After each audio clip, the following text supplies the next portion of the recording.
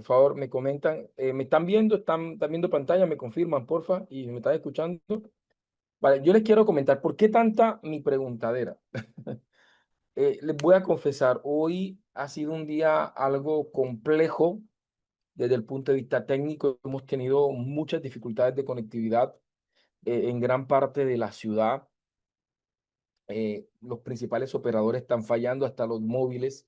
No sé exactamente qué puede estar sucediendo. Y pues ha estado la comunicación bastante débil. En este momento me encuentro conectado con ustedes a través de los datos de mi celular, y esto tampoco es que estén del todo bien. Así que por favor, les pido que tengan mucha paciencia en el día de hoy. Si hay alguna interrupción, si por alguna razón Zoom me saca de la sala, por favor tengan paciencia para esperar que nuevamente me vuelva a conectar y no podamos perder este. Dice Jorge Eliseo, ¿desde qué localidad? No sé si te refieres en qué sector de la ciudad estoy. Yo estoy en California Campestre. Entonces, desde ahí es donde lastimosamente pues ha estado la conectividad no tan buena. Pero bien, quiero pues de manera muy atenta, ¿sí?, agradecerle por estar allí, por estar conectados, muy atentos, y vamos pues a aprovechar al máximo el tiempo, ¿vale? Hoy tengo una clase muy bonita preparada para ustedes, recordando de que hoy tenemos clases, mañana tienen con la profesora Olga a las 6 de la tarde, el sábado a las 7 de la mañana nuevamente se encuentran con la profesora Olga, el lunes tendrán la tercera y la última clase con la profesora Olga, y ya tendrían el martes y el miércoles conmigo para cerrar los encuentros sincrónicos de este diploma. ¿Ok? Espérenme un segundito, para que lo tengan ahí presente. Eh, yo creo, hoy tengo la cámara apagada precisamente por lo que le comento, para de pronto aprovechar y no congestionar mucho los datos que están escasos hoy. Entonces vamos a comenzar.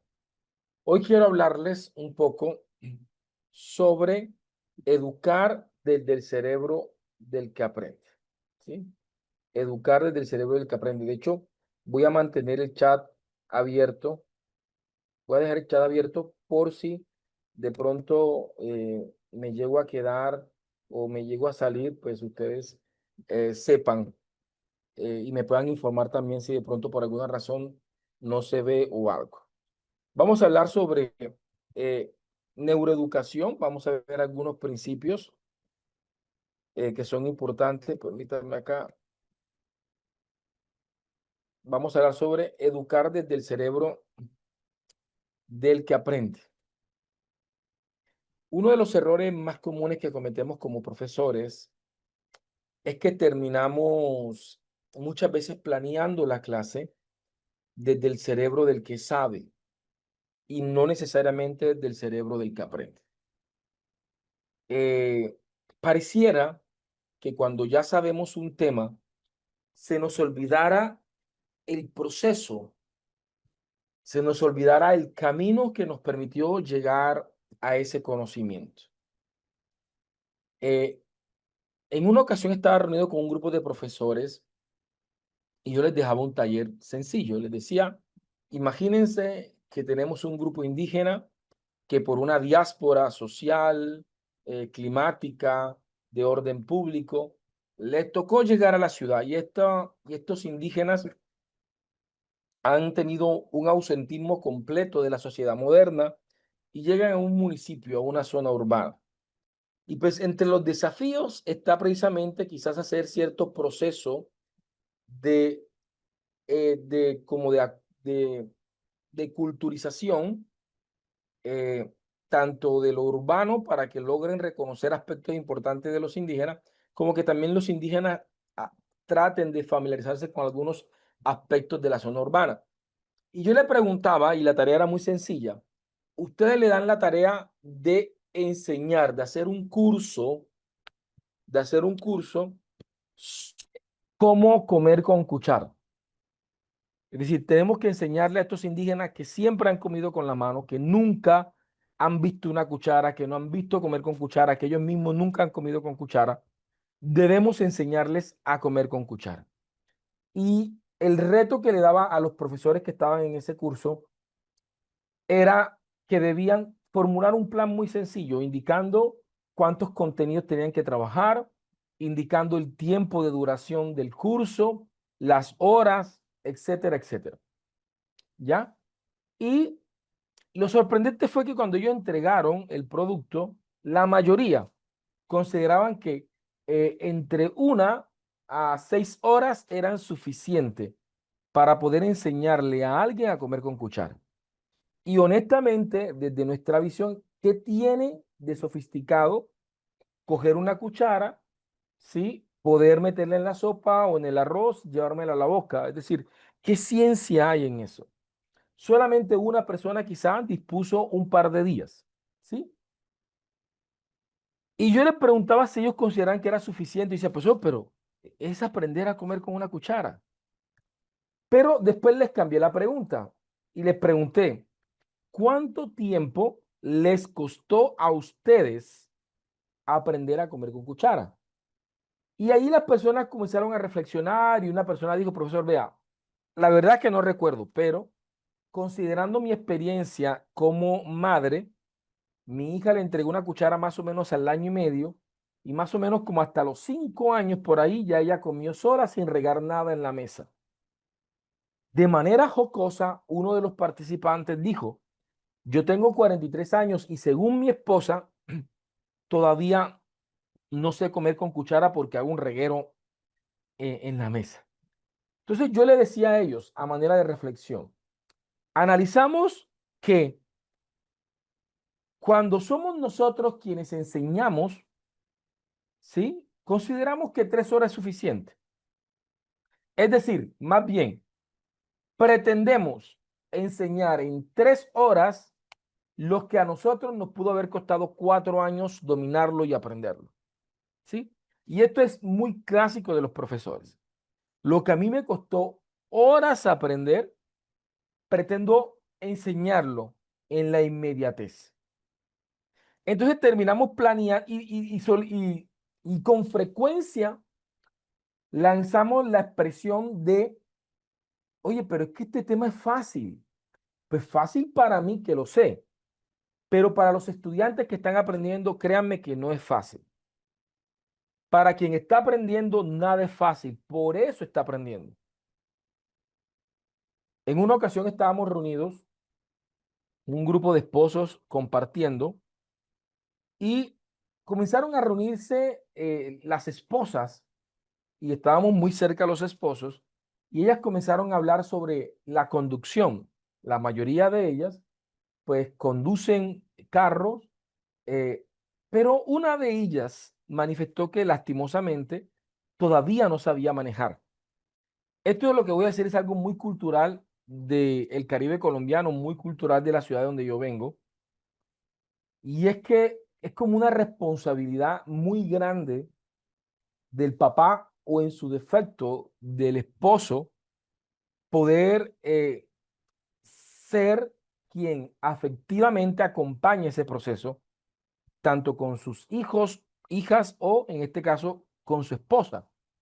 Por lo cual, la pregunta que hicieron todas las mujeres, pues tenía sentido en el marco cultural. Le preguntaron, pero ¿por qué no le dices a tu esposo que te enseñe a manejar? Mi esposa fue una de las que dijo, pues a mí Ever me enseñó a manejar. Después hice el curso de conducción y afiancé mis conocimientos en conducción. Ella se lanzó una expresión como, él intentó, pero quiso que yo aprendiera en un solo día. Y todos lo miramos a él y yo decía, ¿es en serio? ¿Pretendiste enseñarle a manejar en un solo día?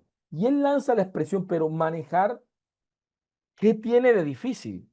Manejar es simplemente meter la llave, encrochar, meter los cambios y listo. Entonces, cuando nosotros enseñamos desde el cerebro del que sabe, comenzamos a cometer una cantidad de errores en la enseñanza. Cuando yo voy a planear una clase, tengo que planearla no desde el cerebro del que sabe, sino desde el cerebro del que aprende. ¿Sí? Es el cerebro del que aprende el que me interesa. Es allí donde yo debo centrar mis estrategias y mi planeación educativa. Y de eso vamos a hablar un poco en el día de hoy.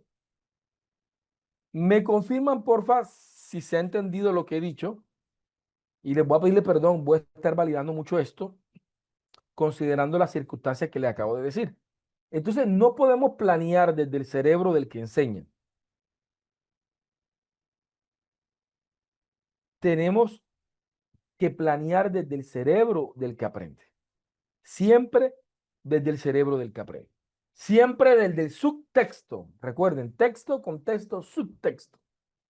Reconocer las características de quien aprende antes de hacer cualquier tipo de planeación. Entonces vamos a hablar un poquito del cerebro del que aprende. Autores como Daniel Chabot, Michael Chabot, autores como Daniel Goleman, autores como el mismo Howard Gardner, eh, como Tamayo, entre otros, eh, desde los avances de la neurociencia, desde la década de los 90 hasta la fecha, han reconocido que se puede caracterizar el cerebro de muchas formas según las funcionalidades y han hecho como una especie de mapeo,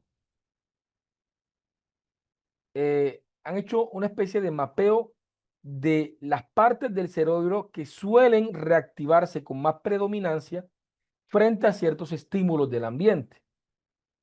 Entonces, frente a los estímulos emocionales, tristeza, alegría, asco, felicidad, rabia, entre otras emociones, se ha encontrado que la corteza prefrontal del cerebro y la amígdala constituyen el cerebro emocional y constituyen la memoria emocional que es de tipo pavloviana, ¿sí?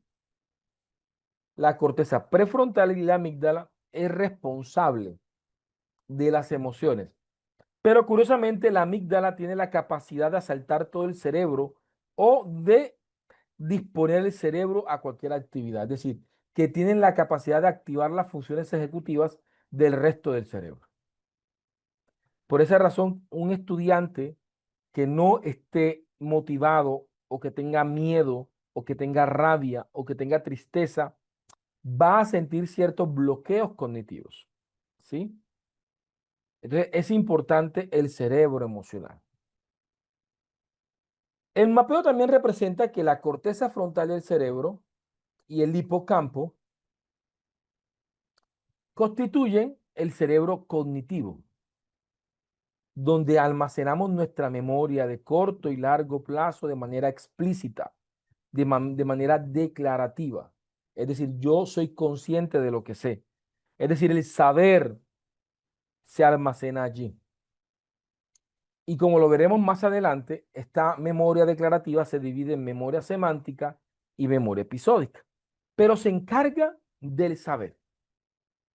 Por otra parte, la corteza parietal del cerebro se encarga del cerebro procedimental, del hacer, del movimiento, de la acción, de la actividad.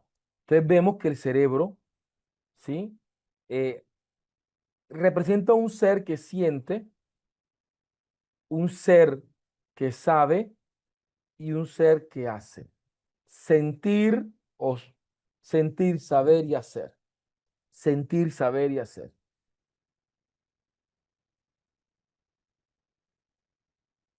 Vale. Sentir, saber, hacer. Pero aquí vemos claramente que la puerta, o sea, si el cerebro es una casa, si el cerebro es una casa, la puerta del cerebro son las emociones. ¿Sí? El punto de partida de una clase debe ser emocional. Así que el cerebro nos dice los tres momentos principales de una clase. Una clase, en primer momento, debe ser emocional. debe ser sentipensante, debe ser afectiva, ¿sí? En un segundo momento, la clase debe ser cognitiva, debe ser informacional, debe ser conceptual, debe ser semántica. Y en un tercer momento, una clase debe ser procedimental, debe ser activa, debe ser acción.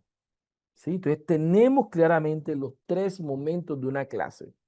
El cerebro no engaña, nos está diciendo cómo debe ser una clase. Nos lo está diciendo claramente.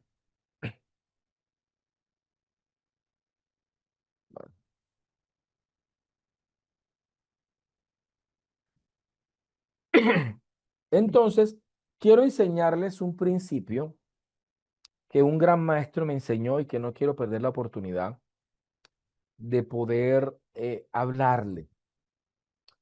Eh, un gran maestro, eh, apellido Anicharico, en una ocasión, eso fue en el año 2010, hace 15 años atrás, cómo pasa el tiempo. Salíamos de un diplomado que él nos estaba dando. Yo como docente, eh, en cierta medida neófito en la educación, estaba capacitándome. Y él se quedó con un grupo de estudiantes que siempre nos quedábamos con él hablando de educación. Y él nos confrontó un día y nos dijo, vean muchachos, cuídense, cuídense de la violación cognitiva, nos decía él. Cuídense de la violación cognitiva. Y pues nosotros no le entendíamos muy bien a qué se refería con eso de violación cognitiva. Y él nos lo decía de la siguiente manera. Él nos decía, yo tengo, en ese entonces decía, yo tengo más de 20 años de estar casado con mi esposa. Y si hoy tengo deseo de tener intimidad sexual con ella, no importa que tenga 20 años de estar casado con ella, no importa que exista un documento que diga que ella es mi esposa y que yo soy su esposo, no importa que para la sociedad hayan ciertos derechos adquiridos entre partes. Si yo quiero tener intimidad con mi esposa hoy, yo debo preparar el terreno, debo seducirla, debo excitarla, ¿sí? Debo provocarla, debo cortejarla. Yo no puedo pretender que en el marco de mi estrés diario, después de un día que no la llamé, después de un día que no la escribí, después de un día en el que fui indiferente con ella, simplemente llegar, espérame un segundo,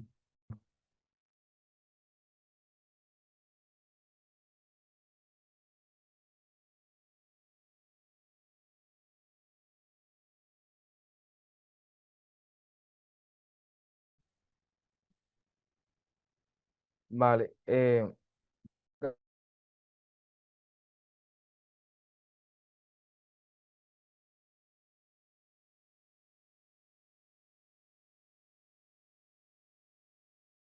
qué, sí, qué pena con ustedes, esa interrupción en ese discurso.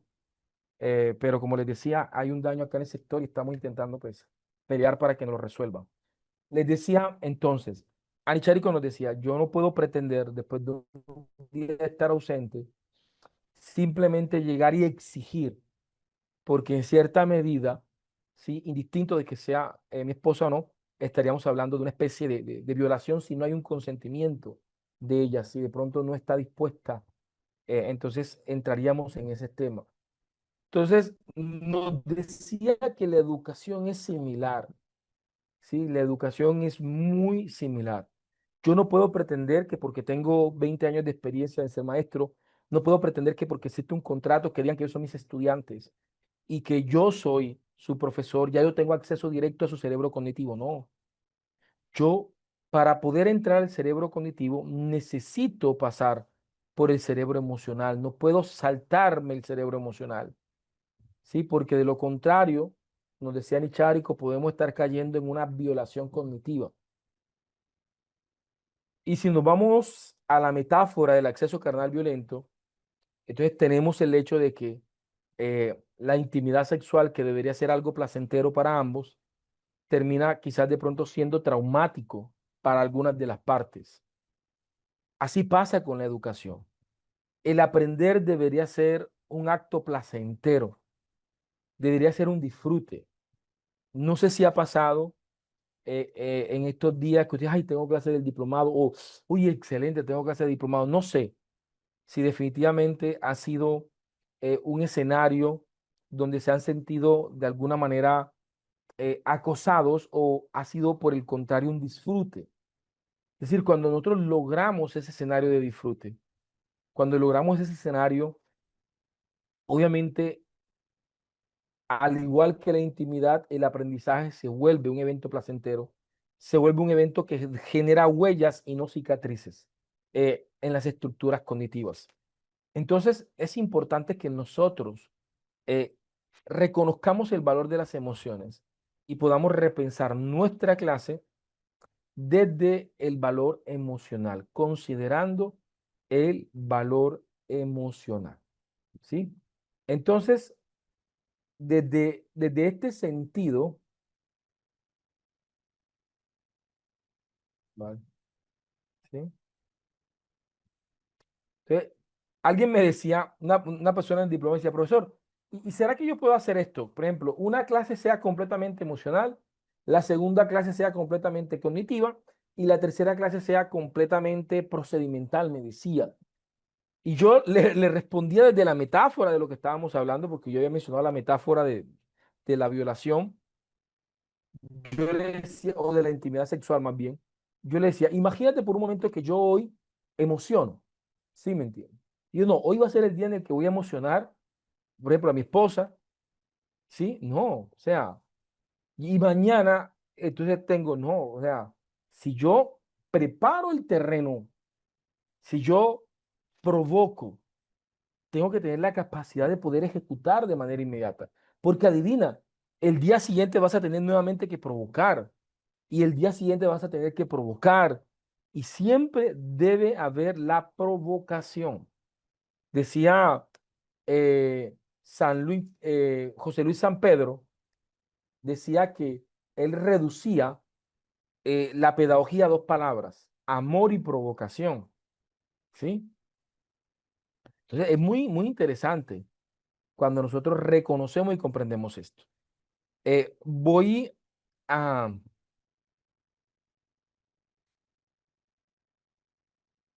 dice aquí, José, ¿podría aseverarse entonces que se hace presente este supuesto en aula de clase, pues su universo no garantiza sincronía con el docente 100%, aun cuando podría haber voluntad para hacerla? No, no, no logré entender muy bien. Voy a repetirlo nuevamente. Ese fue José Luis San Pedro. Dice, ¿podría aseverarse entonces que se hace presente este supuesto en el aula de clase? Pues su universo no garantiza sincronía con el docente. Afirmativamente. 100% aún cuando podría haber voluntad para hacerla. Pues mire, pueden haber muchas motivaciones. Sí, pueden haber muchas motivaciones.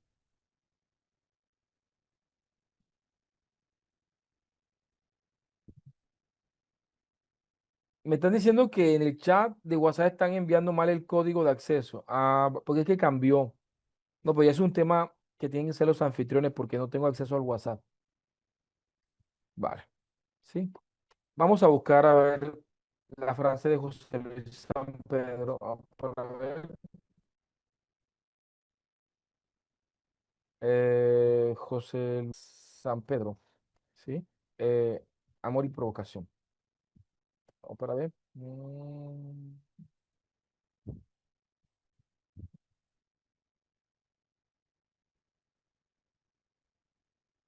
Miren, ahí está.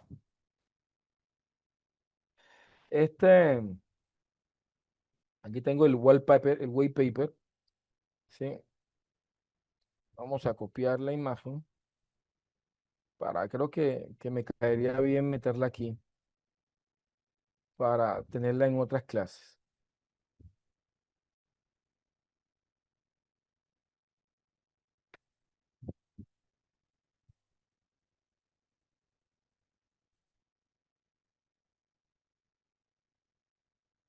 Entonces,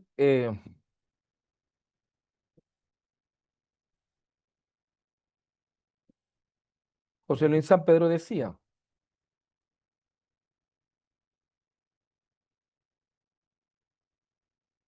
José Luis San Pedro decía, mi pedagogía siempre se reducía a dos palabras, amor y provocación. Amor y provocar. Ahora, hablando de amor, esto fundamentó gran parte de la pedagogía constructivista del siglo XX. Por ejemplo, Paulo Freire decía que la educación era un acto de valor, un acto de amor y de valor. Él hablaba de valentía para enfrentar los desafíos del contexto. Eh, y así pues habían, por ejemplo, José Martín decía que la educación es un acto de infinito amor, o sea, de un acto de infinito amor. Es decir, es que enseñar, o sea, para mí hay una diferencia entre informar y enseñar. Y podemos decir que hay muchos docentes informantes, pero hay muy pocos docentes maestros.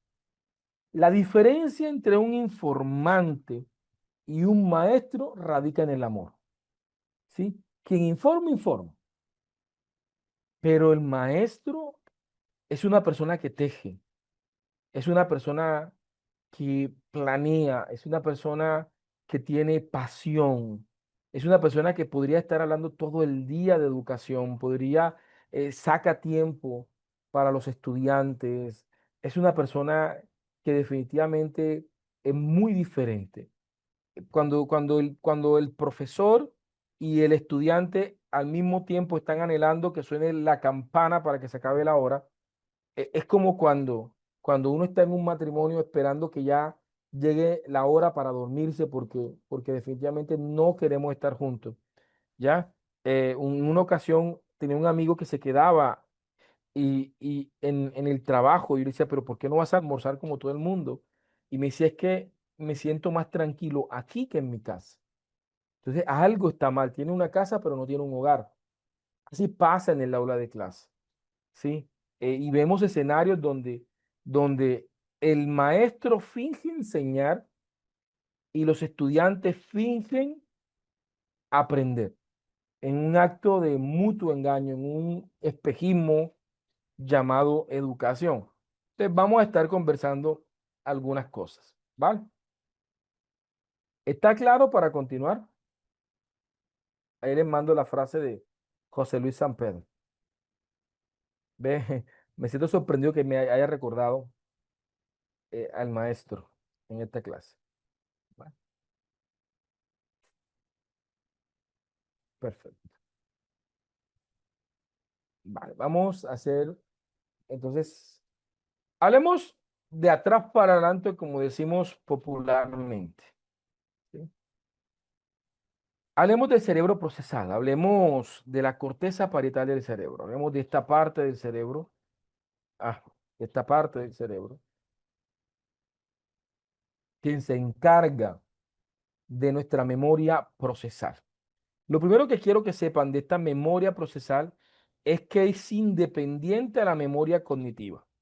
Son completamente diferentes, son completamente distintas, distintas. Y son cosas que debemos aprender nosotros como maestros. Permítanme explicárselo desde una narrativa. Permítanme explicárselo desde una anécdota personal. Yo vengo de un hogar bajo los rasgos culturales del Caribe colombiano, ¿sí? Eh, de un machismo que yo podría decir que es un machismo con sus matices, ¿sí?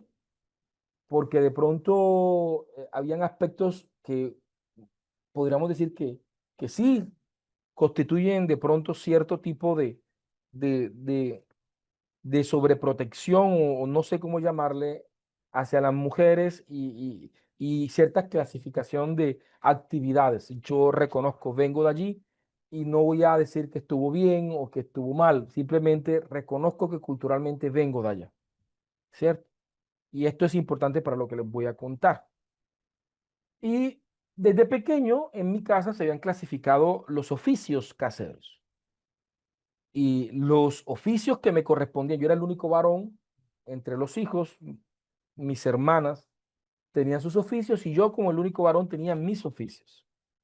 Y mis oficios tenían una característica, exposición externa, eh, exposición física, ¿sí? Por ejemplo, las actividades mías eran, por ejemplo, de pues, buscar agua, cuando en los 90 había la crisis de agua en el Caribe colombiano. Antes nos tocaba jarrear agua, los tanques de agua para llenar, para que todo el mundo se bañara, botar las basuras, eh, buscar, obviamente, una vez, todo lo que tenía que ver con fuerza, con resistencia física, pues esas eran como las actividades. Y hay de que Eder de pronto hiciera algún oficio que en ese contexto cultural estuviese caracterizado eh, para las mujeres en ese entonces barrer, trapear, vuelvo, repito, no estoy defendiendo ni diciendo, estoy mencionando un caso. Pero esto llevó que a los 11 años, a los 12 años aproximadamente o 13 años, pues yo fuera muy torpe para esos oficios que nunca me dejaron hacer. Y un día me fui a pasar unas vacaciones donde mi abuela. Resulta que mi abuela no pensaba lo mismo que pensaba mi papá y mi mamá. Así que un día derramé algo en el piso y mi abuela comenzó a regañarme y me dijo que tenía que trapear eso. Acá en Colombia trapear, yo creo que en alguna parte le llaman el trapero, el coleto, no sé, eh, con lo que limpiamos el piso cuando regamos algo húmedo. Yo fui a buscar el trapero según la instrucción de mi abuela y recuerdo, esto es muy importante que ustedes lo tengan en cuenta como profesor. Ojo, esto es muy importante. Mi abuela molesta me da una instrucción, me dice, coge el trapero de la siguiente forma y a, vas a trapear de la siguiente forma. Resulta, resulta que yo le entendí la instrucción a mi abuela. Los tres, cuatro pasos que me dio, claro que los entendí. Es decir, mi cerebro cognitivo entendió la instrucción, pero cuando fui a ejecutar la acción lo hice con mucha torpeza, a tal punto que mi abuela comenzó a regañarme y hizo lo que muchas personas hacen, atacan al sujeto y no a la acción. Ah, es que tú si eres torpe, tú no sirves para nada. Entonces comenzó de manera muy tradicional a regañarme, me quitó el trapero y terminó limpiando ella. ¿Sí? Honestamente, yo entendí la instrucción de mi abuela. Claro. Pero lo que mi abuela no sabía y lo que muchos de nosotros ignoramos es que una cosa es el cerebro cognitivo. El cerebro cognitivo, claro que entiende la instrucción, pero el cerebro procedimental requiere de la acción, requiere de la práctica y requiere de una práctica constante, recurrente, ¿sí? Recurrente. Entonces, permítanme y les demuestro esto con un experimento. Vamos a hacer un pequeño experimento. Para esto, y ya de manera voluntaria, espero que todos lo hagan, pero para hacerlo un poquito más dinámico, para hacerlo un poco más dinámico y poderlos conocer un poco, vamos a activar nuestras cámaras. Regálenme un segundito acá. Quienes puedan, quienes no, no se preocupen, lo pueden hacer con la cámara apagada. Pero voy a activar para que ustedes puedan prender sus cámaras, ¿sí? Perfecto, y de paso los saludo, los conozco, ustedes me han visto, yo no lo he visto a ustedes.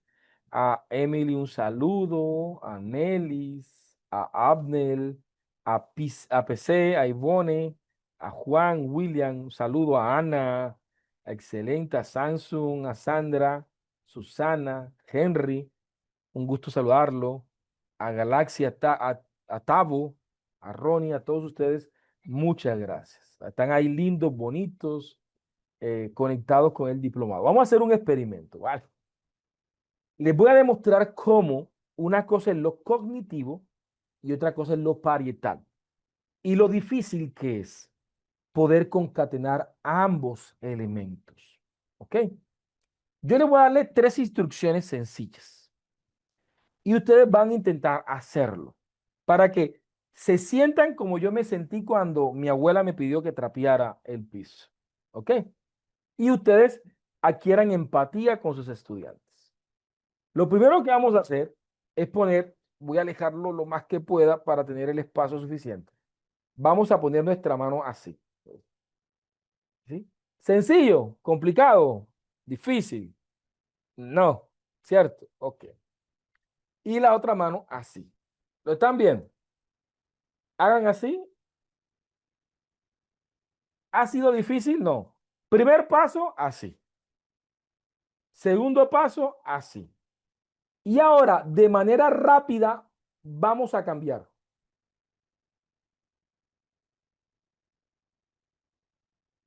Sí pudieron hacerlo. Sí pudieron. Sí les dio. Vamos a ver. Sí les dio. Para que se den cuenta, la instrucción es sencilla. Cognitivamente saben lo que tienen que hacer. Por ejemplo, si yo veo a Messi o a Cristiano Ronaldo jugando, ya pueden apagar las cámaras. Si yo veo a Messi y a Cristiano Ronaldo jugando, claro que al yo ver fútbol, ¿sí? Yo veo las jugadas y las entiendo. Cognitivamente mi cerebro entiende las jugadas de fútbol. Pero, mejor dicho, vaya yo a hacer esa jugada para que vea, sí, el golpetazo que me voy a dar, la lesión que me voy a hacer. ¿Por qué? Porque una cosa es lo cognitivo y otra cosa es lo parietal. Son dos cosas completamente distintas. Así que alguien una vez me preguntó, profesor, en el colegio de mi hija todavía le dejan planas en primaria. En Colombia plana es cuando el profesor pone una línea de texto y el estudiante tiene que repetirla varias veces debajo. Profesor, eso no está ya obsoleto, ya eso no está mandado a recoger. Eso sí funciona. Y yo diría, depende. ¿Depende de qué? Depende de qué quiero enseñar. Porque muchas veces utilizamos la estrategia incorrecta para el cerebro incorrecto. ¿Sí? Entonces tenemos que diseñar estrategias correctas para el cerebro correcto. Por ejemplo, si la persona quiere utilizar planas, repetir texto para que el estudiante se aprenda un concepto, eso no sirve de nada. No sirve de nada porque así no trabaja el cerebro cognitivo. El cerebro cognitivo trabaja con mapas semánticos, con mapas mentales, con reorganización conceptual, con relación contexto-texto, ¿sí? O sea, el cerebro cognitivo no trabaja por repetición, trabaja por asociación, por asimilación, por problematización, no por repetición, no por repetición. ¿Ok? Ahora, voy a utilizar la plana para modificar una conducta en el individuo como una penitencia, como un castigo para que él modifique su comportamiento. Yo no sé si ustedes recuerdan este programa animado de Los Simpson que por mucho tiempo emitió Fox y que después creo que compró una franquicia de Disney. Pero Los Simpson era una serie que en todos los capítulos, en su intro, en el intro, veíamos a la familia de Homero Simpson, ¿sí? A Homero saliendo de su trabajo, a Marge y Maggie en el supermercado, a Lisa tocando su saxofón, pero ahí también nos mostraban a Bart Simpson, un joven rebelde, disruptivo. Lo veíamos haciendo una plana siempre, un castigo. No debo ponerle apodos al profesor, no debo rayarle el carro al profesor. Y cuando terminaba de hacer su plana, se reía, cogía su patineta y se iba. Porque resulta que el cerebro emocional y la conducta no se modifica desde la repetición. Sí, es más de carácter pavloviano, ¿sí? Ya. Entonces no sirve. Para, para modificar emociones no sirve la repetición. Para aprender un concepto no sirve la repetición porque su cerebro trabaja de una manera distinta. Ah, pero si el objetivo del profesor es generar grafomotricidad, generar destreza en la escritura, que el chico aprenda a escribir de manera legible, resulta que no hay otra forma, porque el cerebro parietal trabaja a partir de repeticiones. ¿Cómo aprendo a nadar? Nadando. ¿Cómo aprendo a montar bicicleta? Montando bicicleta. ¿Cómo aprendo a jugar fútbol? Jugando fútbol todos los días. Es haciendo la práctica. Por eso ustedes se van a sentir algo torpes eh, al inicio utilizando inteligencia artificial, pero no se me puede rendir hasta que su cerebro completamente, incluyendo la corteza parietal, se vuelva audaz en ese ejercicio de utilizar este tipo de tecnologías. Ahora, se hace indispensable que aprendamos a identificar el cerebro correcto, ¿ya? Que aprendamos a identificar el cerebro correcto. Por ejemplo, recuerdo cuando estaba recién casado, los primeros años no fueron sencillas para mi esposa, porque este servidor que ustedes conocen, pues yo tengo un diagnóstico de trastorno de déficit de atención por hiperactividad, eh, y eso obviamente me ha acompañado en gran parte de mi vida. Cuando tuve el diagnóstico ya comenzando mi adultez, pues para mí cobró sentido frente a toda la adolescencia que tuve y todas las dificultades en la escuela. Recuerdo que en grado noveno hubo una profesora que me dijo que yo no iba a ser nadie en la vida por lo inquieto, lo imperativo y lo hablador que era. ¿Sí? Eh, y para defensa de ella, donde me pusieran, si me ponían adelante, hablaba con los de adelante, si me ponían atrás, hablaba con los de atrás, si me ponían a los lados, hablaba con los de al lado, si me ponían al frente, recuerdo que en varias ocasiones me ponían al frente con mi cabeza puesta en la pared y terminaba balbuceando solo, pero de que hablaba, hablaba. Y eso le molestaba a todos los profesores. Así que no fui un buen estudiante en la escuela.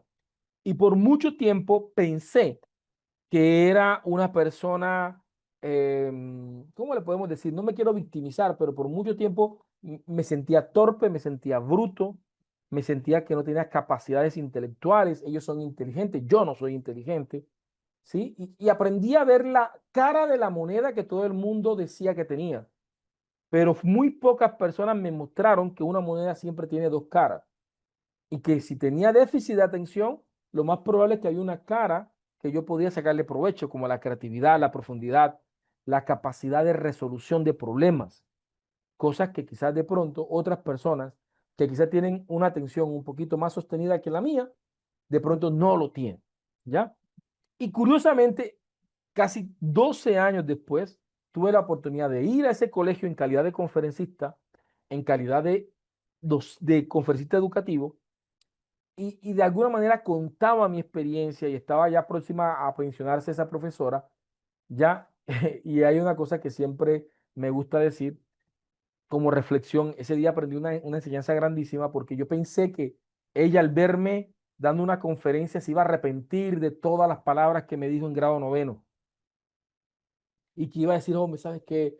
Te pido perdón porque me equivoqué. Yo pensé eso, pero me di cuenta de dos cosas que hasta el día de hoy atesoro en mi corazón. Una, cuando terminé la charla, esa señora, porque yo en la charla mencioné que había sido estudiante de ese colegio, eh, cuando terminó la charla, la profesora se me acerca y uno no recuerda haberme dicho esas palabras. Lo último que se, ella simplemente dijo, "Oh, estoy orgullosa de que un estudiante de nosotros esté como conferencista y me alegra que sea un hijo de nuestras enseñanzas". Entonces, la persona ni idea de lo que me dijo. O sea, ni siquiera sabía que yo la recordaba por unas palabras negativas que me dijo en grado noveno. Sí, entonces me di cuenta que quien hiere olvida, pero el herido jamás se olvida. Así que entendí que uno como herido siempre tiene que aprender a soltar las heridas, porque quien hiere ya no se acuerda que hirió, pero uno va constantemente. Y que definitivamente, y la segunda gran enseñanza eh, es que ojalá que la puedan anotar para los que quieran anotarla, es que ese día aprendí algo grandísimo como maestro, que entre la palabra profesor y la palabra profecía, profesor y profecía tienen la misma raíz etimológica, que es profesar. Y ese día entendí la importancia de cuidar mis palabras como maestro, de no sentirme como el dueño del futuro de mis estudiantes y tener la capacidad de decirle, porque quizás yo sea un caso de resiliencia, pero no sé hasta qué punto todas las personas que han recibido una muy mala palabra en la escuela hayan terminado creyendo esas palabras y hayan terminado teniendo una vida mediocre, porque un mediocre profesor de matemática le dijo que era malo para las matemáticas, ¿sí? Y es algo que tenemos allí. Entonces, eh, y acaban de experimentar lo que hace el déficit de atención. Estaba contando una historia y terminé contando otra. Pero retomamos, cuando comencé mi matrimonio, ella comenzó a padecer el tema del déficit de atención. ¿Y qué tiene que ver con lo del cerebro que estamos viendo? Tiene que ver precisamente con esto. Resulta que cuando ella me decía algo, yo estaba en la computadora y me decía, mi amor, por favor, cuando salgas, si pasas por donde tu hermana, me buscas tal cosa. Yo, ok, perfecto. Pues no, yo le respondía así con la cabeza. Yo le respondía con la cabeza. Y resulta que cuando yo salía y regresaba, ella me reclamaba, mi amor, me trajiste lo que te pedí que me trajera. ¿Tú cuando me trajiste, cuando me dijiste algo? Sí, yo te dije y tú me contestaste que sí. Yo te contesté que sí. Entonces, ¿qué aprendemos de esto? Tengo que aprender a evaluar el cerebro correcto. Resulta que ella me hace una instrucción cognitiva, me dice algo, me da una instrucción que es cognitiva. Ves, busca algo. Y resulta que ella asume como respuesta, ¿sí? Una respuesta que no viene del cerebro cognitivo, sino que viene de la corteza parietal, este movimiento. Y este movimiento no garantiza atención. Puede ser un movimiento involuntario, ¿sí? Como respuesta de aceptación a alguien que está hablando, pero no necesariamente está sucediendo. Si cuando yo voy manejando y yo voy moviéndome, ella intenta preguntarme y validar que yo estoy prestando atención. Hoy en día, cuando ella me dice una instrucción, ella confirma, mi amor, ¿qué te acabo de decir? No, me dijiste que cuando saliera buscara algo donde mi hermana. Ah, ok. Entonces está evaluando el cerebro correcto. Sabe que no puede quedarse con una respuesta parietal para una instrucción que fue cognitiva. Entonces ya nosotros como profesores tenemos que entender esto. Tengo que evaluar el cerebro correcto. ¿Sí? Tengo que evaluar al cerebro correcto. ¿Ya? Eh, dos, dos, de manera opuesta. Imagínese que usted va a una cena y se va a tomar unos tragos y resulta que después de tomarse un par de copas decide irse a casa. Y cometemos el grave error de evaluar nuestra capacidad de conducir desde nuestra lucidez cognitiva. Entonces, como somos conscientes de dónde estamos, que eso es una respuesta cognitiva, como somos conscientes de quiénes somos, y hasta algunas personas logran decirle a alguien, no, yo estoy bien, si quieres, dime una suma para que vea que te la hago, para que te des cuenta que yo estoy bien. Entonces estamos evaluando el cerebro cognitivo, porque quien va a manejar el carro no es la corteza frontal del cerebro, quien va a manejar el carro es la corteza parietal del cerebro. Por eso es que cuando usted está manejando, no piensa en manejar. Su cerebro cognitivo está pensando en la luz, en el agua, en un trabajo, en una novela. Su cerebro cognitivo está pensando en mil cosas. Pero entonces, si mi cerebro cognitivo está pensando en otras cosas, ¿quién va manejando el carro? El carro lo va manejando la corteza parietal. Así que para yo juzgar si tengo la capacidad o no de manejar, tendría que literalmente hacer una prueba procedimental y no una prueba cognitiva. Por eso es que antes de estas tecnologías como el alcoholímetro, entre otras, anteriormente cuando la policía detenía a alguien, hacía unas pruebas y no eran cognitivas, eran procedimentales. Camina en línea recta, haga el número 4 con los pies, sosténgase durante 5 minutos, ¿sí? Mire, entonces, unas pruebas de carácter procedimental. Entonces, miren la importancia de reconocer todas las acciones, movimientos, práctica, laboratorio, ejercicio, de redacción, todo que tenga que ver con acción va para la corteza parietal. Todo lo que tenga que ver con información va para la corteza frontal y el hipocampo. Y todo lo que tenga que ver con las emociones va para la corteza prefrontal y para la amígdala. ¿Sí? Entonces, eso es lo que estamos viendo. ¿Me confirman, porfa, si se ha entendido? ¿Sí? No, lo curioso es que alguien me dijo que no iba a ser nadie en la vida porque pasaba hablando y hoy en día me gano la vida hablando. Es que yo digo que a veces nuestra propia arrogancia como profesores muchas veces nos lleva a sentir que tenemos la capacidad de definir el mundo de la gente. Sí, y mira, algo que yo he entendido que yo no tengo ni la más remota idea. Tengo el placer, tengo la fortuna de ir al médico y encontrarme con estudiantes que fueron estudiantes míos de primaria, ¿sí? Y muchos de ellos no necesariamente fueron buenos estudiantes en la escuela. Vale, vale, perfecto. Ok. Dice que es complejo. Regálame un segundito.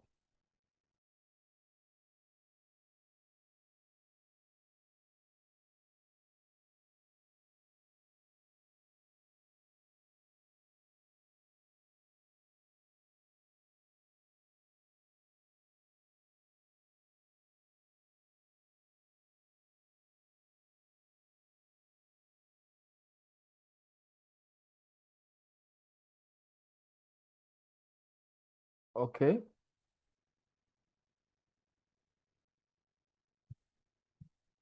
perfecto. Vale, ya vamos a continuar para ver si hacemos una pequeña práctica, ¿vale?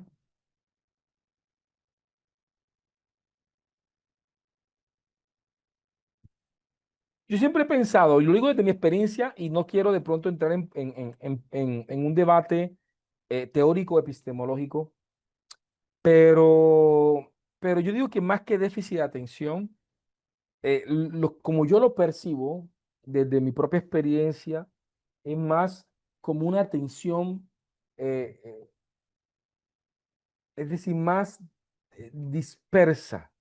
No es que no prestemos atención, sino que estamos prestando la atención a muchas cosas a la vez. ¿Ya? Dice, en un salón con 30 estudiantes, ¿cómo se haría? Esa es la gran pregunta del maestro. El tema es que en mi caso me toca resolverlo con 50 estudiantes. ¿Ya? Pero el tema es haciendo, conversando, desarrollando una clase desde los tres sentidos. Desde los tres sentidos, claro que se puede hacer. Vale. Sí. Ok. Veamos. Vamos a continuar, ¿ok? Hablemos del cerebro cognitivo, ¿sí? Hablemos del cerebro cognitivo, ¿ya? Sí, vamos a ver. Vamos a ver.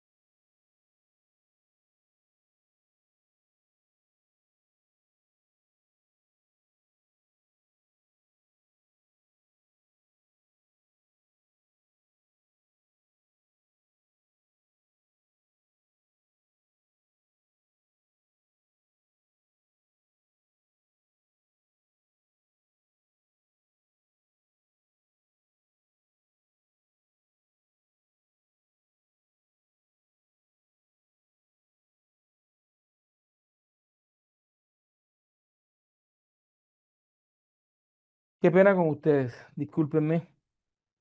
Vale.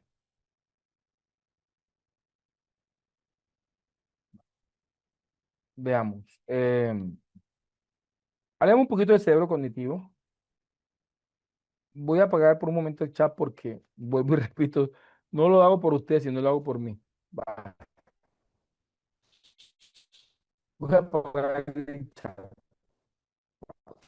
Cerebro cognitivo. Dale un momento.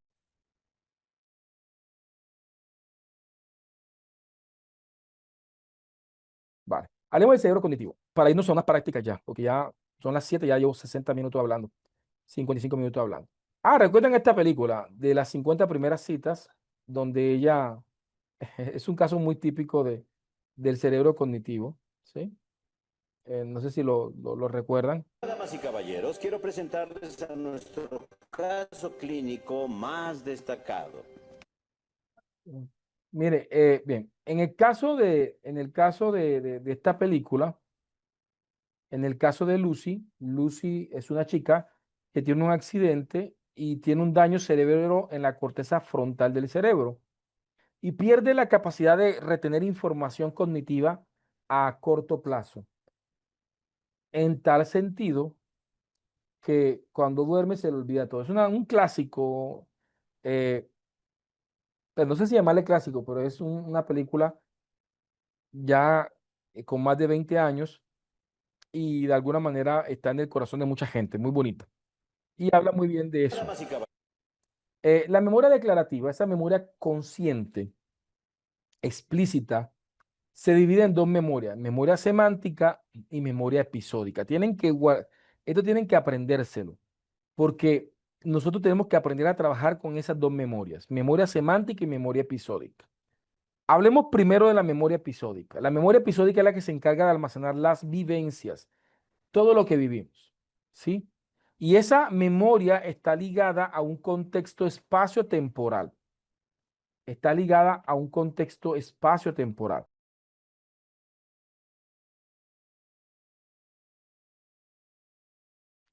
Y es más vulnerable al olvido.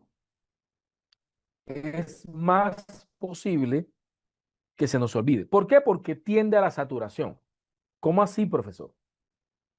Permítame, le pongo un ejemplo.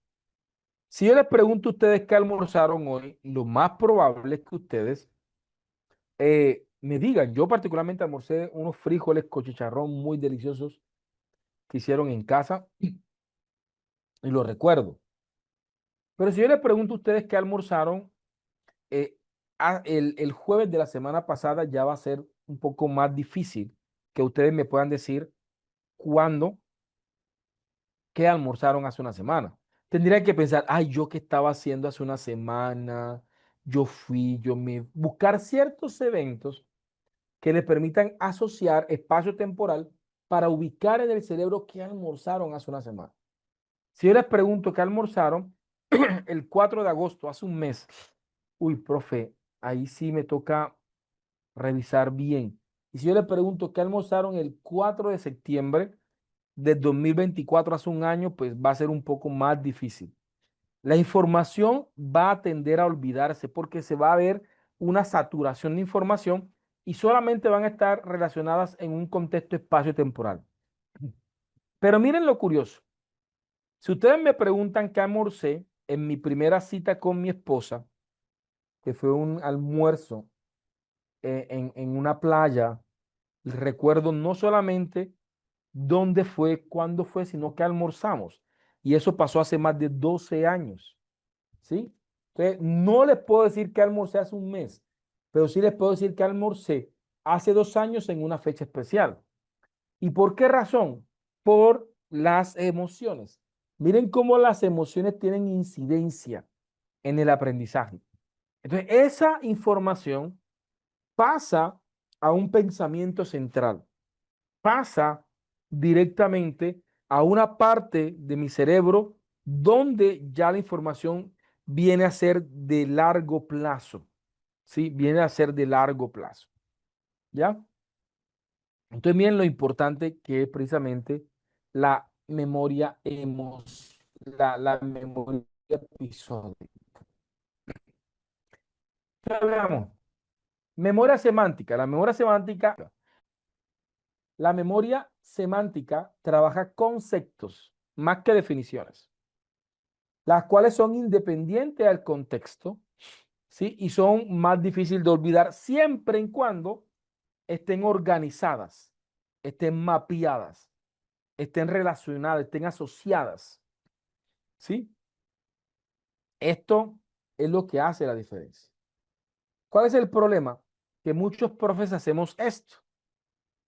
Vamos a explicar un tema, por ejemplo, soy profesor de artes y voy a dar la clase de bellas artes, ¿sí? Entonces, ¿qué hacemos? Hacemos una diapositiva donde ponemos una cantidad de texto y lo que hacemos es literalmente eh, leer en muchas veces y explicar lo que está en la diapositiva. Las bellas artes se refiere a las principales formas de realización artística o representación estética cultivada históricamente por la humanidad y consideradas formas puras de arte. Y yo comienzo a explicar. Esto va a ser un poco más difícil retener con un mapa. Por ejemplo, en este caso, yo tengo un mentefacto. En este mentefacto yo pongo la clase central, por ejemplo, la clase central, la clase principal es Bellas Artes. Hoy vamos a hablar Bellas Artes. Y lo primero que yo quiero que ustedes sepan de Bellas Artes es que viene de una clase superior, viene de arte. El arte es aquello que es creado por el ser humano. Todo lo que es creado por el ser humano es arte. Díganme una palabra que tenga como prefijo arte. Profesor, artificial, claro, porque es algo que es creado por el ser humano. Artificial. Profesor, artefacto, perfecto. Un artefacto es algo que es creado por el hombre. Artesanía. Entonces, ahí comenzamos a ver cómo la superclase se refiere a algo que ha sido creado por el ser humano. Pero ahora tenemos que excluir ciertas clases.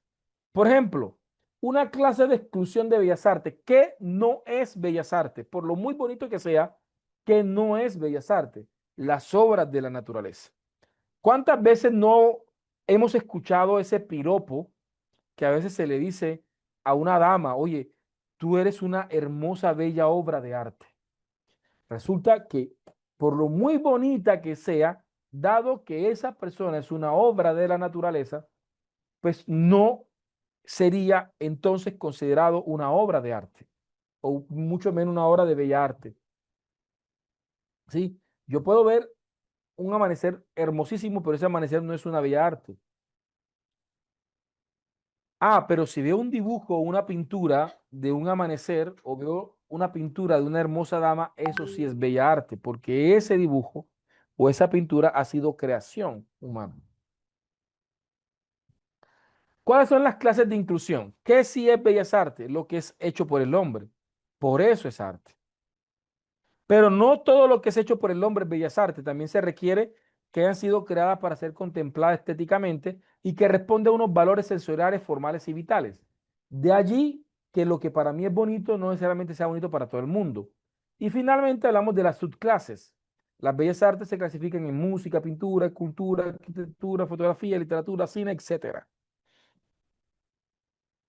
Entonces, es mejor para el cerebro semántico aprender de esta forma que de esta forma. ¿Sí? Aprender de esta forma que de esta forma. Profe, ¿cómo trabajaría la memoria episódica? Aquí estaría trabajando la memoria semántica. Después de haber trabajado la memoria semántica, yo haría algo.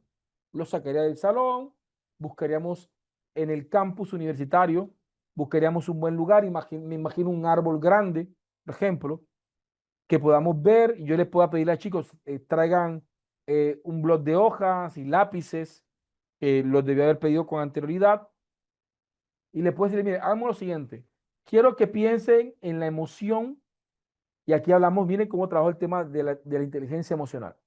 Quiero que trabajen, quiero que piensen en la emoción más importante que han tenido durante la semana.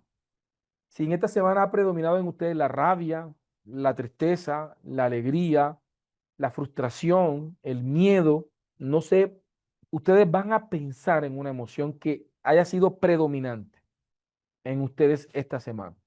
Y la van a poner ahí en la esquinita, van a poner rabia, enojo, amor, frustración. Perfecto. Ahora vamos a observar este árbol desde las gafas de esa emoción. Vamos a observarlo con rabia o con alegría o con tristeza. Y vamos a intentar dibujar este árbol. No nos interesa que quede exactamente igual. De hecho, no es lo que queremos. Queremos que nuestro árbol, no ese árbol, sino nuestro árbol, el árbol que vamos a dibujar, represente o exprese la emoción que yo tengo. Y los dejo que dibujen. Ta, ta, ta, ta, ta. ¿Sí? Aquí no buscamos la exactitud, no. Buscamos que ustedes puedan expresar sus emociones a partir de la manifestación artística de ese árbol. Y para la próxima clase, ustedes van a traer ese árbol marcadito, de pronto con cartulina o con algo, y vamos a tener una exhibición en clase. De tal manera que nuestros, cada uno va a ver el trabajo de sus compañeros y vamos a intentar explorar las emociones de sus compañeros a partir de su dibujo. ¿Sí? Entonces, de ahí estoy trabajando memoria semántica, estoy trabajando memoria episódica, estoy generando una experiencia de vida que quizás pueda quedar en su recuerdo de manera más anclada.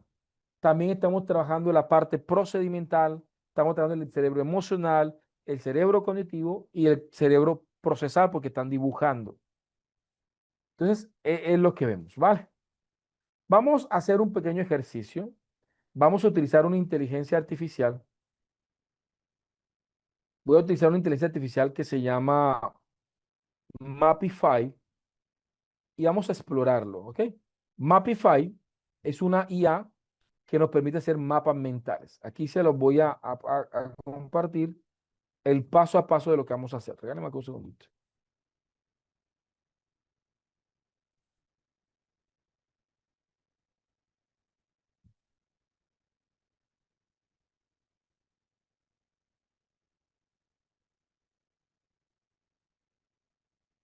Ahí le acabo de mandar el Word del paso a paso. Porfa, se lo acabo de mandar. Tienen que descargarlo para que puedan hacer el paso a paso. En el paso a paso les digo que deben entrar a Mapify, iniciar sesión con su correo, ya sea de Gmail o de otro operador. Y cuando ya estén aquí, en pregunta lo que sea, en pregunta lo que sea, podemos preguntarle a la inteligencia artificial. Yo voy a poner el siguiente prompt. Hagan el mapa del tema que ustedes quieran, del tema que ustedes quieran, ¿sí? Por ejemplo, yo voy a pedirle, crea un mapa, ¿sí? Sobre eh, la, sobre eh, el aula 1.0, 2.0, 3.0 y 4.0, ¿cierto? Estructúralas, estructúrala, estructúrala de manera sistemática, presentando características, rol del docente, rol del estudiante, el estudiante. A mí me gusta hacer esto, le digo, con muy poco texto, solo, solo eh, eh, los títulos de la estructura, para que me lo haga más bien estructural y no descriptivo. Yo les voy a compartir este prompt para que ustedes lo vean. Aquí se los voy a mandar. Y miren cómo me va a crear un mapa. Miren, cómo me va a crear un mapa. Sí.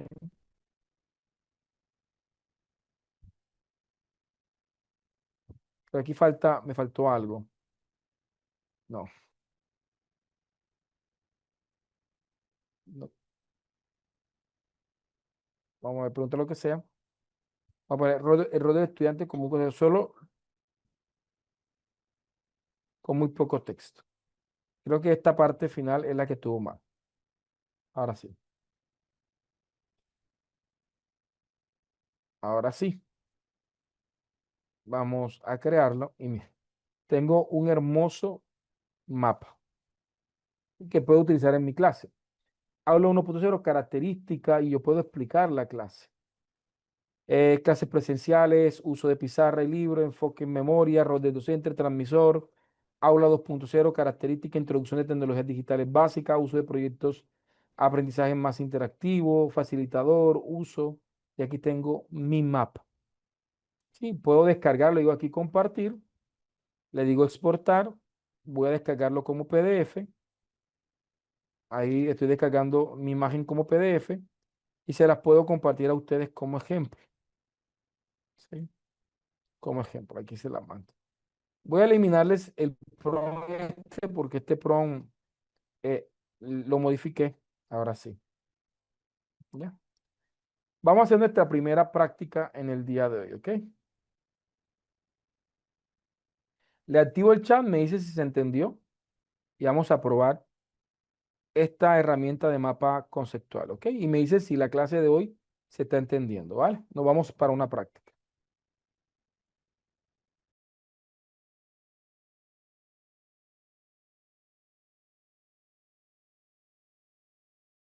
Ok, cuéntenme cómo vamos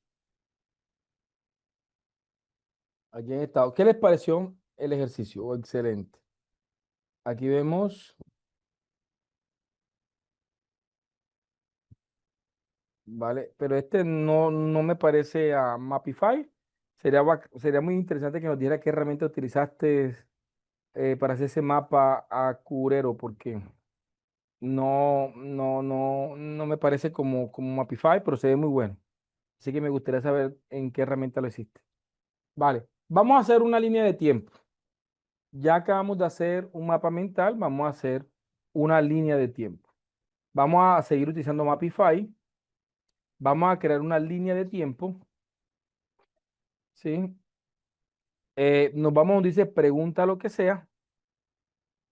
Podemos utilizar, vamos a utilizar, crea una línea de tiempo, crea una línea de tiempo con la evolución del aula 1.0, en mi caso 2.0, 3.0 y 4.0.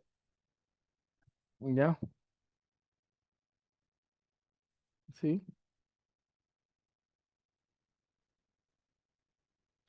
Galaxy, ya le voy a mandarle tu comentario. Se lo voy a mandar para que ellos puedan, de alguna manera, ahora en un espacio, explicar qué está pasando. ¿Vale?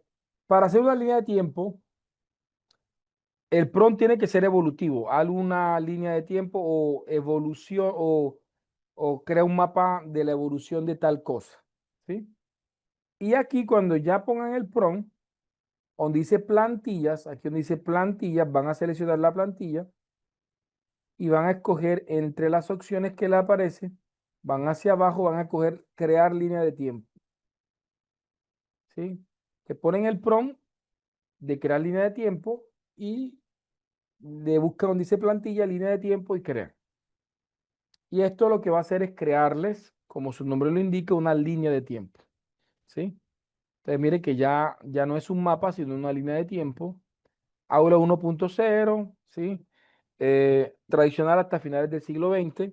Enseñanza centrada en el profesor, uso limitado de tecnología, espacio físico y rigidez. Aula 2.0 del 2000 al 2010. Aula 3.0, educación avanzada 2010-2020. Aula 4.0 desde 2020 hasta ahora. Entonces aquí nos plantean una línea de tiempo, ¿ya? La cual también puedo,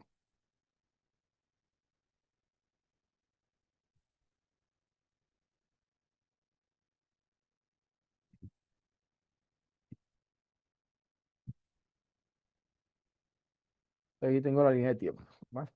Le vamos a hacer nuestra línea de tiempo, porfa. Vamos a crear ahora una línea de tiempo, ¿sí? Vamos a crear, voy a darles también otro espaciecito para que creen línea de tiempo, ¿vale? Y después vamos a utilizar varias herramientas más que les van a servir. Ok, Vale. ¿Cómo le fue con la línea de tiempo? Perfecto. Vale, me alegra muchísimo. Estamos comenzando. No se preocupen que esto solamente está comenzando y vamos a comenzar a trabajar. Entonces, es importante tener este tipo de recursos, ¿vale? Vamos a utilizar,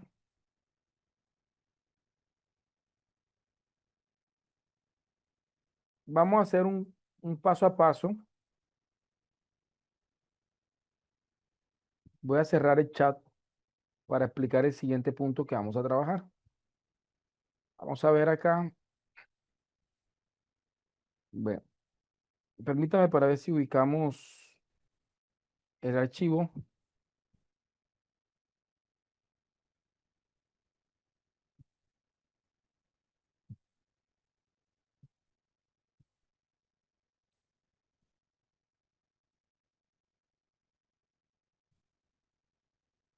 Hay otra herramienta que es similar a Mapify que se llama JITMIN. Aquí les voy a decirle, mira, aquí les voy a generarle varios, aquí hay varias aplicaciones.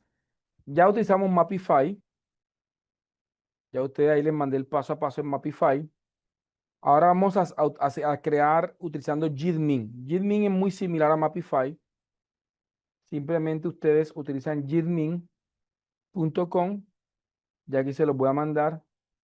Les voy a mandarle el paso a paso, ¿ok? Mapify y Jitmin, aquí está.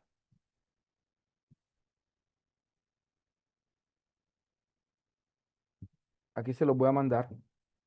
¿Sí? Y aquí van a hacer lo mismo. Van a iniciar sesión, ¿sí? Y aquí van a entrar donde dice iTools o inteligencia o herramientas de inteligencia artificial y van a crear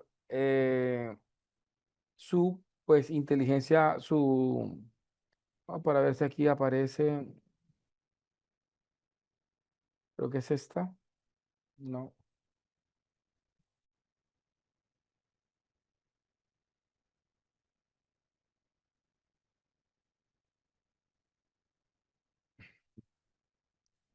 está súper lento.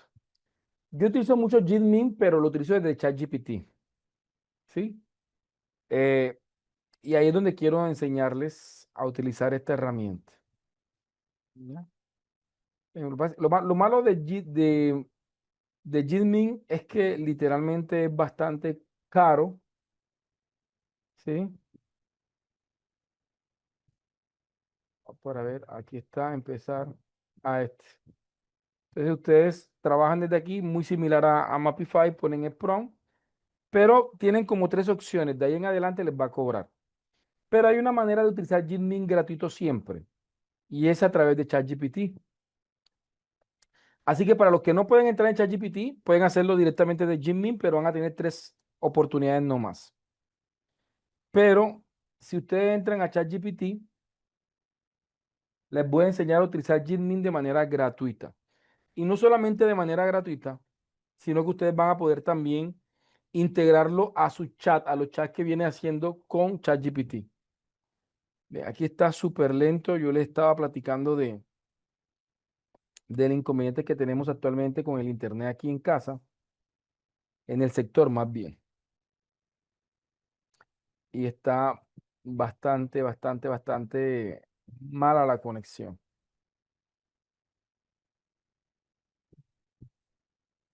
Vamos a ver, porque ni siquiera me carga. Ahora sí. Para utilizar Gmin desde ChatGPT, entramos a ChatGPT y en la opción que dice GPT, aquí al lado donde dice GPT, seleccionamos y aquí vamos a poner literalmente Gmin, así. Gmin. Y ahí nos va a buscar la interfaz con Gmin. Vamos a coger esta que dice Creador IA de mapa mental con Jitmin. Seleccionamos esta y le decimos empezar el chat. ¿Sí? Dejemos que cargue.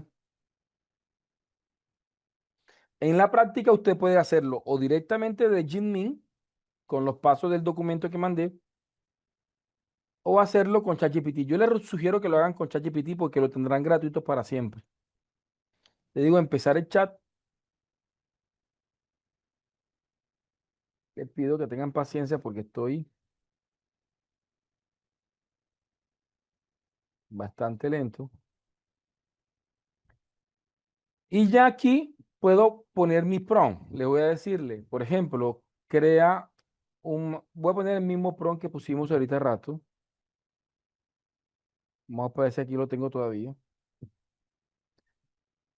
Crea un, crea un mapa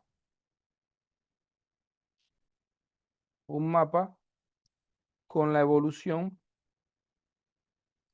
del aula 1.0, 2.0, 3.0 y 4.0, ¿sí? Eh, definiendo estructura, perfil del docente, o rol del docente más bien. Rol del docente, rol del estudiante, ¿sí? Vamos a decirle poco texto, ¿sí? Y voy a ejecutar. Ya aquí ChatGPT se va a comunicar con Gitmin, me va a presentar una estructura base y finalmente le voy a decirle confirmar para que se comunique con Gitmin y me van a devolver, si todo está bien, me van a devolver mi esquema. Si aquí tengo el mapa, sí, aquí lo tengo, pero en la parte de abajo me genera un enlace y con ese enlace me abre un visor donde puedo ver el mapa desde Gitmin. En mi caso, yo no puedo trabajar con Gitmin porque no tengo créditos, pero puedo crear con Gitmin utilizando ChatGPT. ¿Sí? Entonces aquí vemos, mire cómo me genera el mapa. ¿Sí? Me genera el mapa y este mapa yo lo puedo copiar o importar, ¿sí?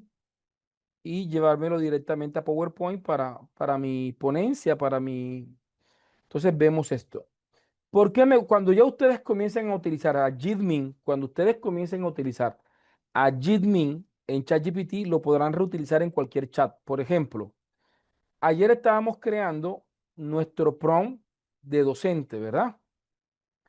Imagínense que yo le pido aquí, en este chat, estoy en el chat de ayer, de la clase, todo el chat que trabajamos ayer, estoy en ese chat. Como ya vengo trabajando con Jitmin, yo puedo invocarlo. ¿Cómo lo puedo invocar? Poniendo el arroba.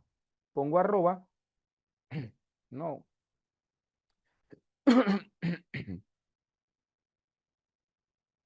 Pongo el arroba.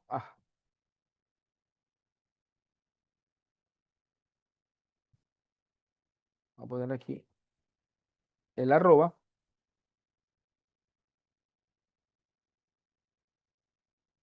Esto donde no es.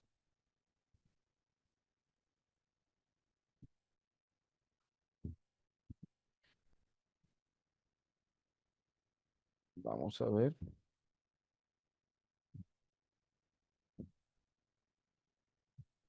Vamos al arroba y pongo aquí en el arroba y ahí me aparece creadoría de mapa mental de Jitmin.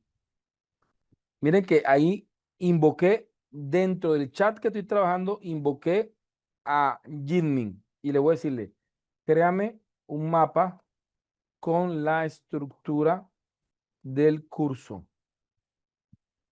Poco texto. Entonces miren que ya va a coger lo que tengo en el chat y me va a crear una estructura del curso.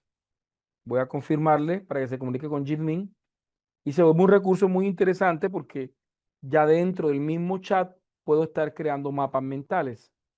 Aquí me está generando el mapa y aquí me generó el mapa. ¿Ya? Vamos a verlo. Diplomado, módulo 1, módulo 2, módulo 3, módulo 4, módulo 5, evaluación y metodología. ¿Ya? Entonces, ahí lo vemos. Entonces, vamos a hacer una práctica donde ustedes puedan utilizar Jitmin, ya sea directamente con Jitmin o utilizando ChatGPT, ¿vale? Voy a activar el chat. Me comenta si se ha entendido lo que hemos platicado para irnos a nuestra tercera práctica del día de hoy, ¿vale? Me comentan, porfa.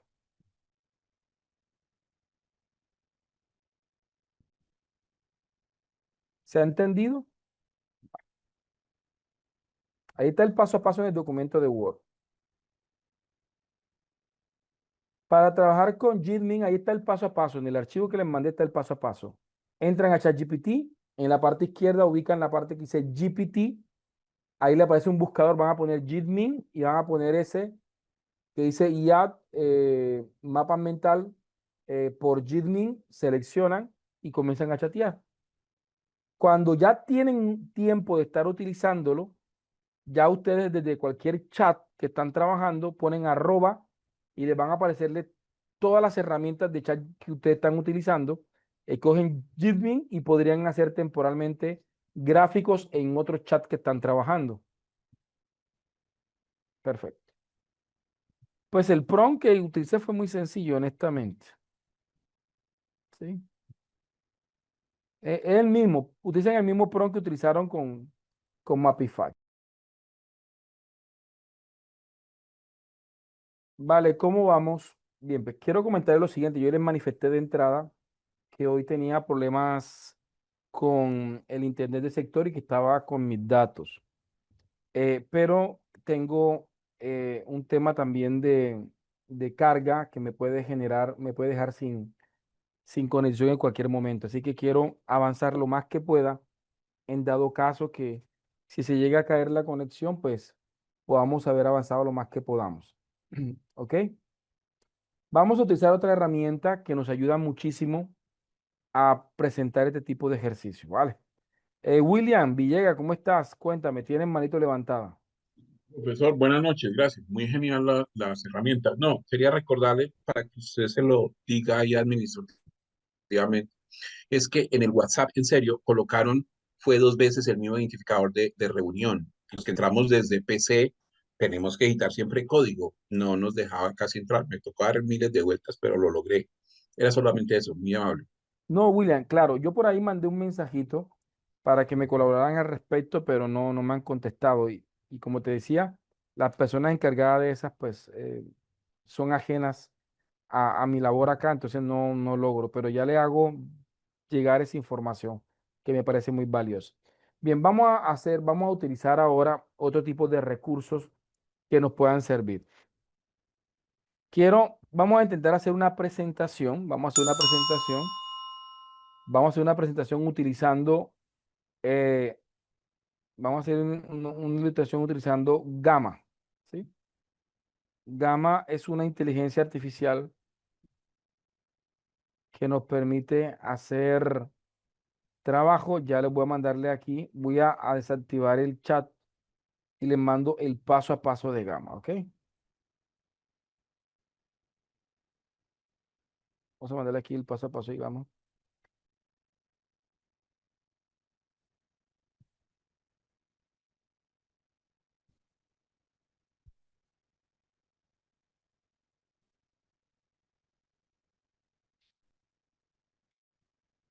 Ahí les mando el paso a paso de Gamma.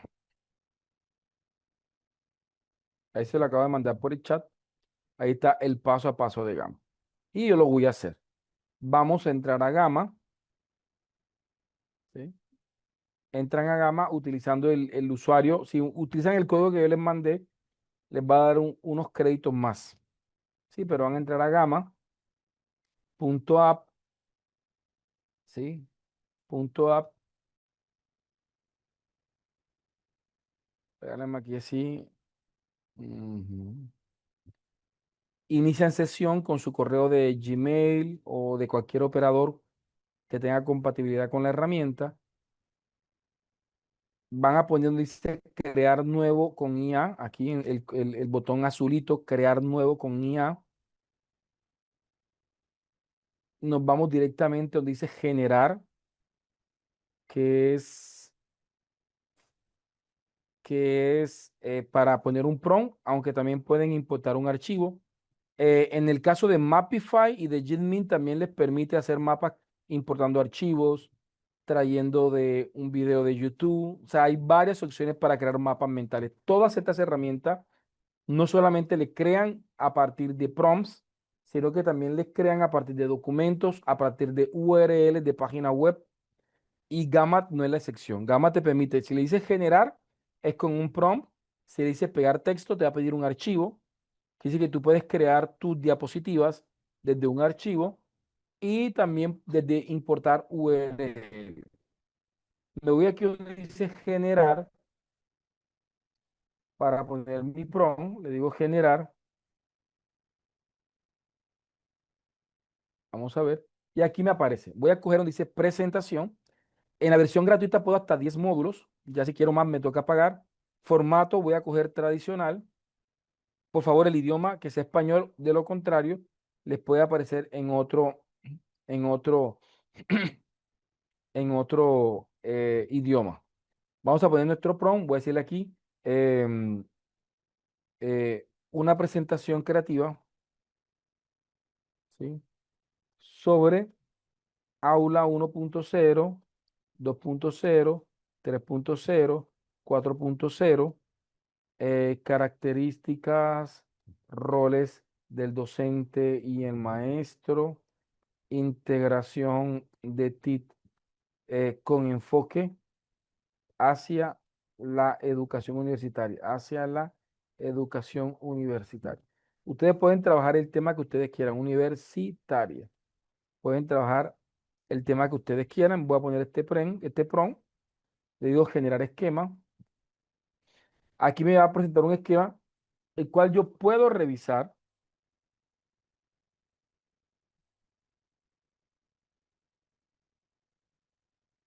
Creo que no estoy compartiendo.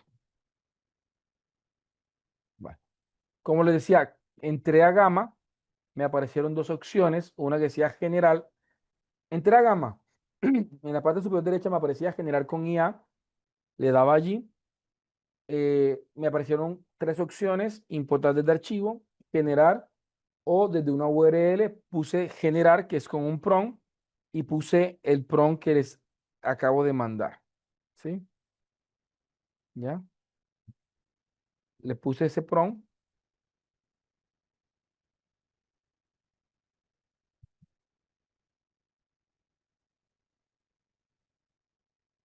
¿ok? Aquí me genera un esquema, yo valido si es lo que yo quiero, y acá me genera varias opciones. Me dice, ¿qué cantidad de texto quiere? Mínimo, conciso, detallado, extenso. Yo recomiendo que si es una conferencia pongan mínimo. Si es un documento que ustedes quieran que los estudiantes también les sirva para leer, extenso. Pero si es para una clase yo pongo mínimo. Voy a coger un diseño. Me voy aquí donde dice temas. Digo ver más. Me aparecen varias diferentes tipos de diseño. Ustedes cogen el que más sea de su agrado. Por ejemplo, yo voy a cogerlo, voy a hacerlo muy animado.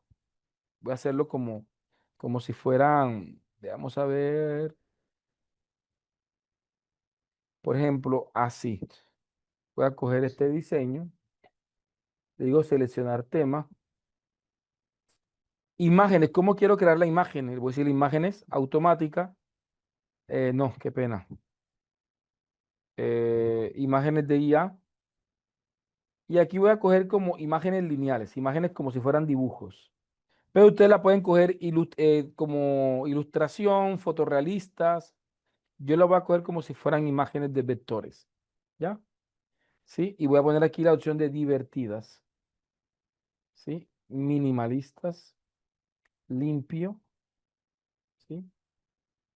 Profesional. Va. Y le voy a decirle generar.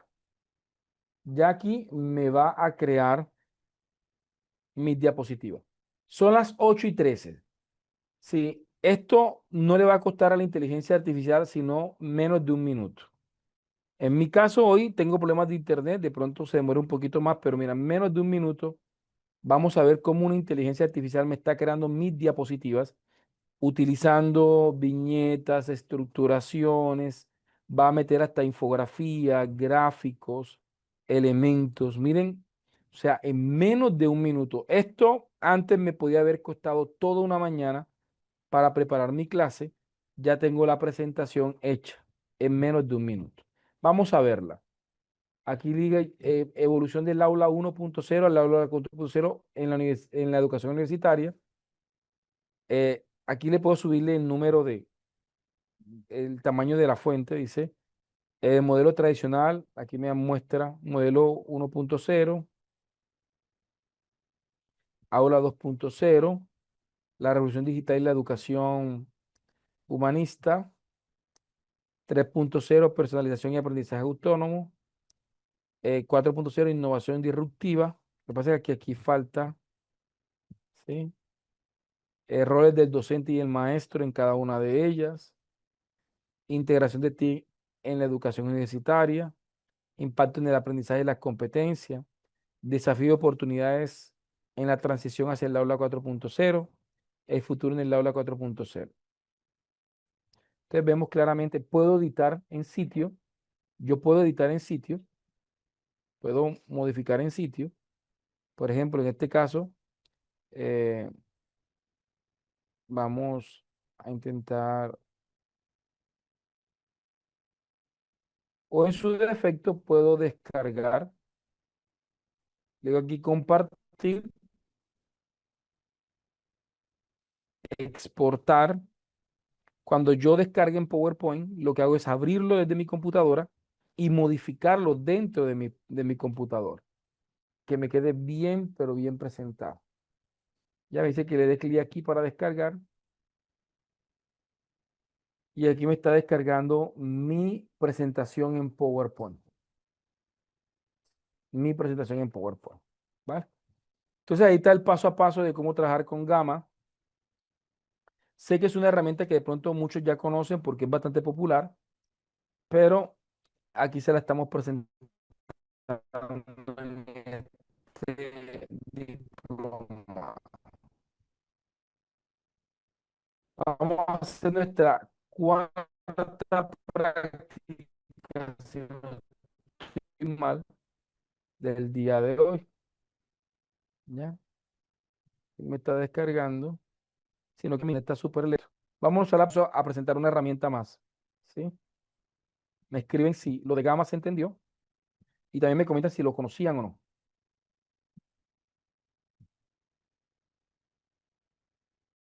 Recuerden que estábamos en práctica, cuando estamos en práctica, pues el micrófono está completamente apagado.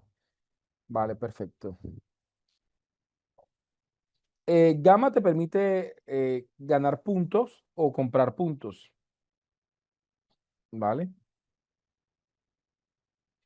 Ah, gracias William por la información. Honestamente, no, interesante saber eso.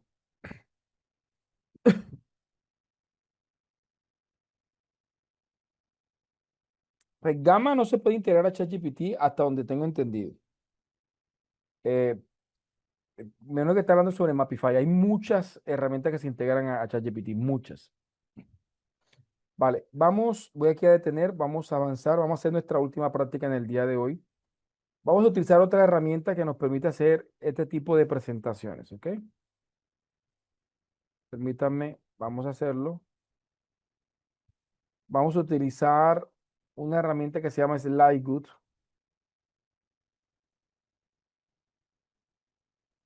SlideGood es para crear diapositivas, ¿sí? Entramos a SlideGood. Este sí no tengo, se lo voy a poner acá el paso a paso porque no tengo el archivo de Word de este. Vamos a poner aquí eh, cómo usar SlideGood. A ver, primero entramos a SlideGood. 2, iniciamos sesión. Siempre hay que iniciar sesión. Como sesión.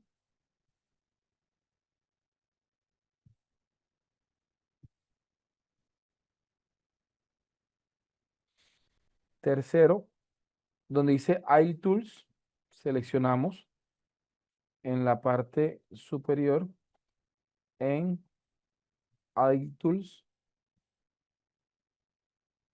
Vamos a seleccionar la opción que nos dice iPresentation Maker. ¿sí? Seleccionamos,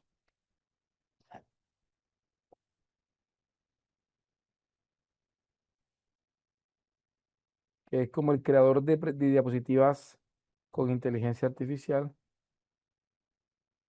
¿sí? Le decimos empezar.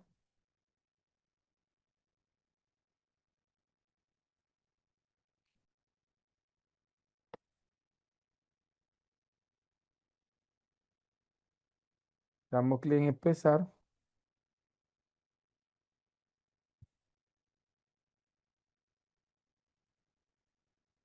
Y aquí ponemos nuestro prompt, ¿sí? Yo voy a poner aquí, a ver si puedo poner el mismo prompt que puse en Gamma.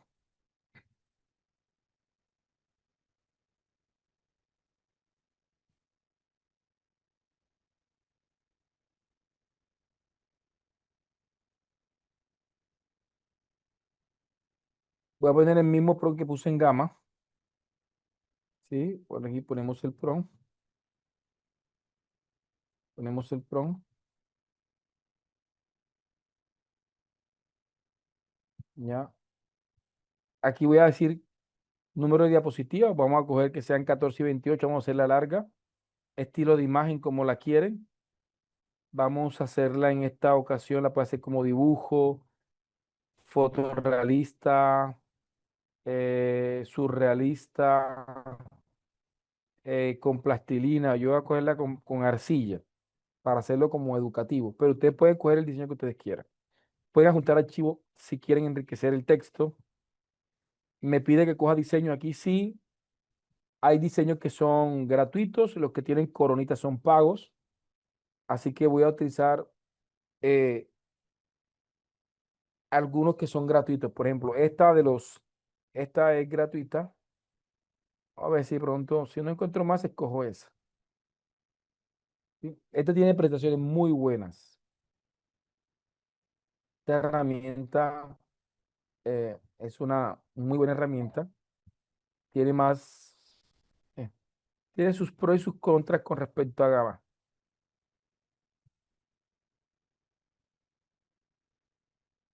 Vamos a utilizar esta que son muy poquitas las gratuitas que nos suministra.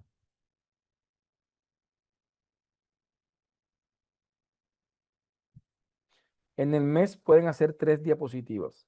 Se les va renovando mensualmente. Ahora se me perdió la que había visto.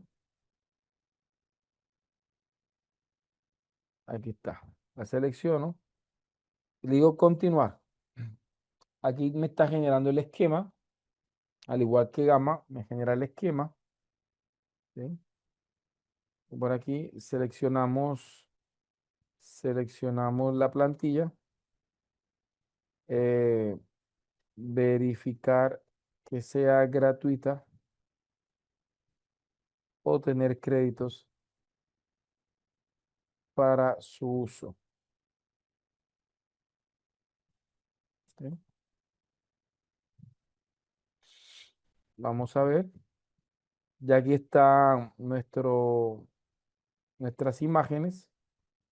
Ya acá le puedo decirle generar presentación.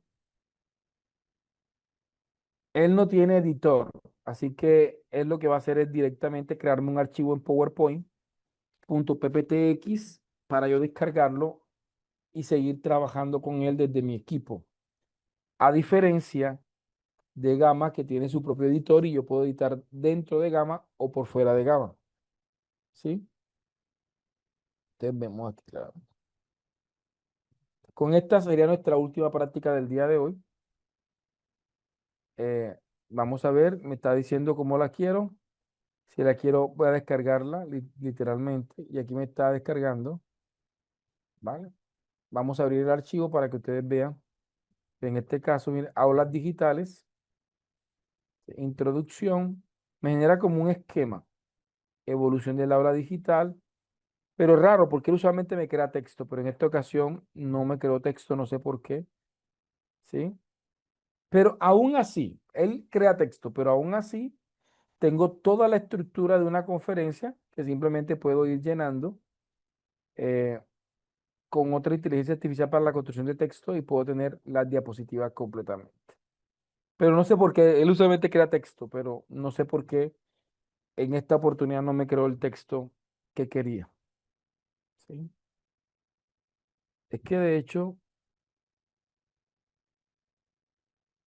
mire que aquí en la imagen prediseñada tiene texto.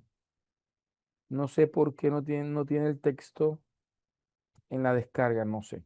Honestamente no sé. Pero este es el Lightgood, quiero que lo utilicen y me cuenten su experiencia, ¿vale? Me van a contar su experiencia. Entonces vamos a tomarnos 10 minuticos para que hagan la práctica. Me van contando cómo va la clase.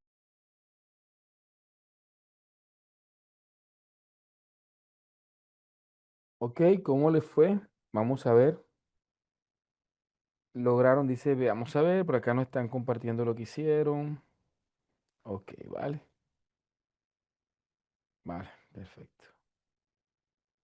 Debe haber un error en la inteligencia artificial hoy, porque ese error ya a todos les salió aquí, sí que, pero ella usualmente genera texto. Debe ser algo que de pronto está pasando con la inteligencia artificial. ¿Vale? ¿Cómo se sintieron en el día de hoy? Mira, estoy súper agradecido que pude conectarme hoy con los datos y llegar casi al final de la clase, así que lo asumo como una victoria a pesar de las dificultades de comunicación que hoy presenté. Pero qué bueno que se logró desarrollar gran parte de la clase, que era lo que finalmente queríamos. ¿Vale? No sé si tienen alguna pregunta antes de terminar. Mañana recuerden, clase a las 6 de la tarde, ¿sí? El sábado 7 de la mañana. Y tenemos clase el lunes, martes y miércoles la próxima semana, ¿ok? ¿Vale? Vale, me alegra muchísimo que estén súper contentos.